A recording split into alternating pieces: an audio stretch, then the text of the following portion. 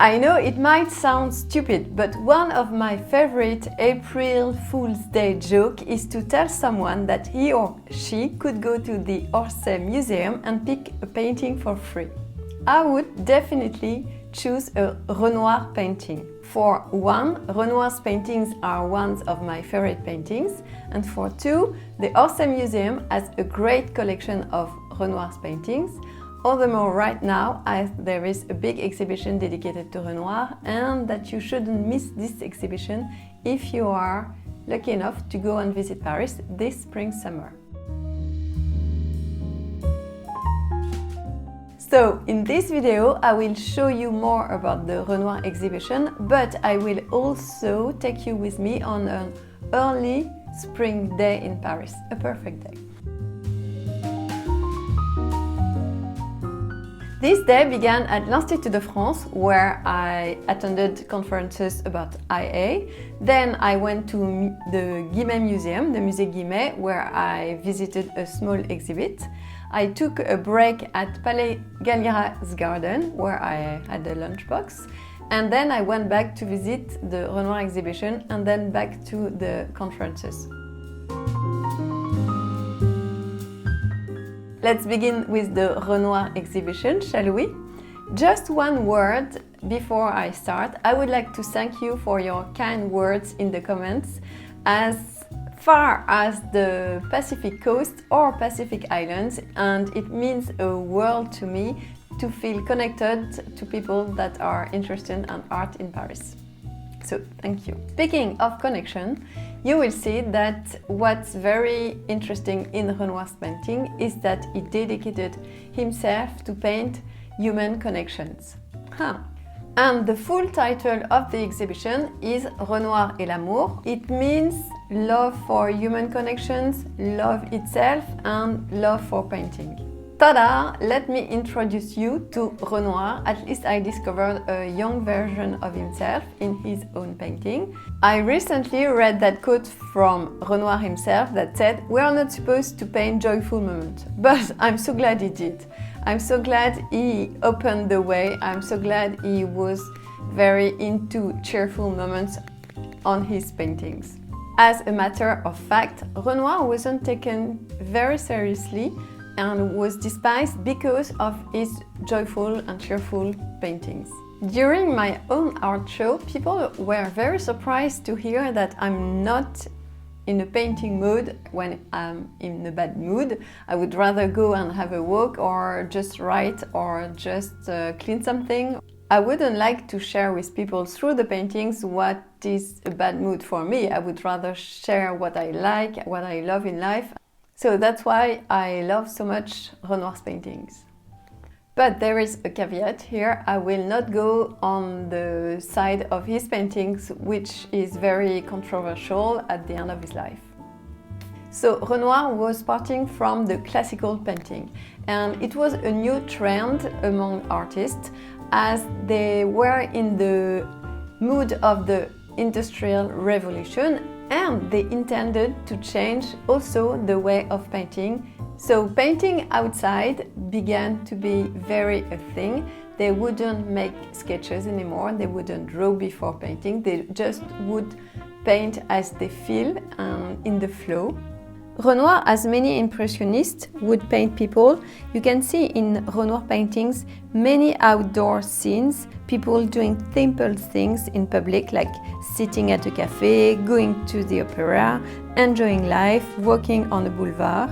And here, for La Grenouillère, we are in 1868 and it's on the Seine River banks where the youth coming from Paris was enjoying life. The word impressionism, comes from the impression that you get when you're in nature or when you're just witnessing a scene and that you would like to recreate on the canvas without overthinking it. So they would paint what their eyes would get and they would paint very quickly.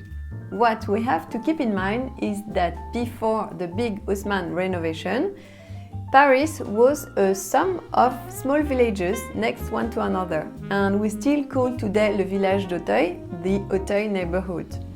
In these villages, people knew each other and they were living all together.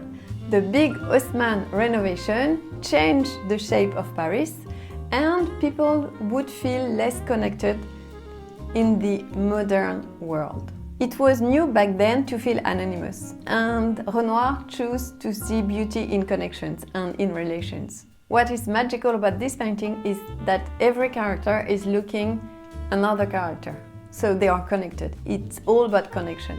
Renoir is resisting the anonymous trend brought by modernity, and you can feel warmth connection between his characters. Even when he paints the crowds, he manages to get you to relate to his character. We can clearly see with this exhibition that art and creativity are tools for resistance. Of course, Renoir's painting is kind of an utopia, a magic world where everything is beautiful, as the reality was uglier. In 1870, there had been a very bad war inside Paris. Renoir chose beauty. Fascinating fact about Renoir is that he's very able to replicate and to share the sense of touch, and that's very particular to him. To sum up, we could say that Renoir voulait voir la vie en rose, like in the song.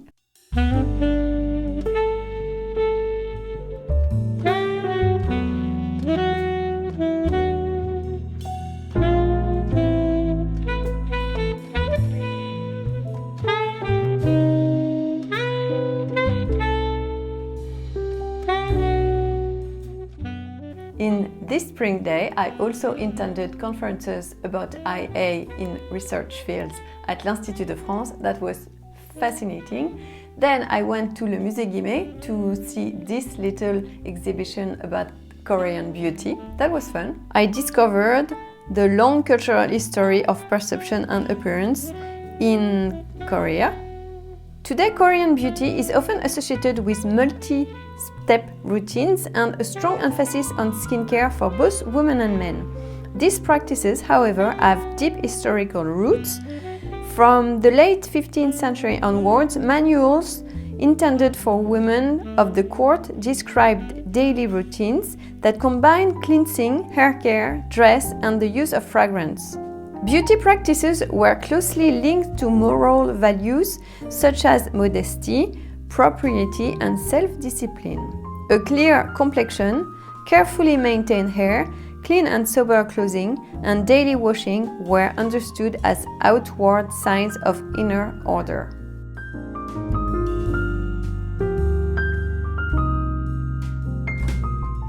As we're talking about great exhibition this spring-summer, I also wanted to mention the one at la Fondation Pathé. It's an exhibition dedicated to Jean-Jacques Hano, a filmmaker, and it's very interesting to see how many details come into a filmmaking process. Jean-Jacques Hano went from video making for advertising to filmmaking, and I love his quote from him when he said that making a film is hard work. If you don't like to work, don't go into filmmaking.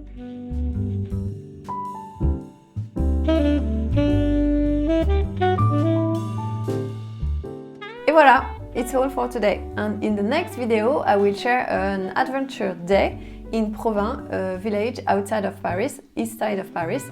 It was very interesting as it's a village that comes from the Middle Ages, and believe me, I wouldn't have liked to be living in the Middle Ages. I'm so grateful we're here now today. Until next time, à bientôt. Thank you for watching. Have a great day.